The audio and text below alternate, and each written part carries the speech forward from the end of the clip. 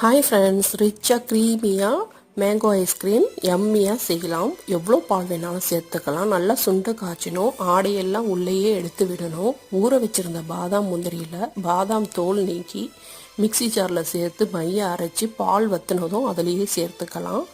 இப்போ தேவைப்பட்டால் சுகர் சேர்த்துக்கலாம், வேணான்னா சேர்க்காமல் விட்டுறலாம். பால் நல்லா இப்போ வற்றி வந்துருச்சு. இப்போ ஸ்டவ்வை ஆஃப் பண்ணிவிட்டு நல்லா ஆற வைக்கலாம். தேவையான மாம்பழங்களை கட் பண்ணி தோல் சேர்க்காமல் சதைப்பகுதியை மட்டும் மிக்சி ஜாரில் சேர்த்து ஆற வச்சுருந்த பாலையும் சேர்த்து நல்லா பீட் பண்ணி எடுத்துக்கலாம். எவ்வளோ க்ரீமியாக இருக்குது பாருங்கள். வேணுங்கிற மோல்டில் சேர்த்துக்கலாம். நான் மேங்கோ பார் மாதிரி சாப்பிட்ணுன்னு சொல்லிட்டு டம்ளர்லையும் சேர்த்துருக்கேன். அதை சுற்றி ஒரு கவர் போட்டு பூக்கட்டுற நூலால் கட்டி நடுவில் ஹோல் போட்டு ஐஸ்டிக்கும் வச்சுட்டேன். இது ஓவர் நைட்டு ஃப்ரிட்ஜில் ஸ்டோர் பண்ணி வச்சேன். மார்னிங் அன்மோல்ட் பண்ண சூப்பராக இருந்தது. குழந்தைங்களுக்கு பிடிச்சிருந்தது. நீங்களும் ட்ரை பண்ணி பாருங்கள், என்ஜாய் பண்ணுங்கள், கிட்ஸை அசத்துங்க.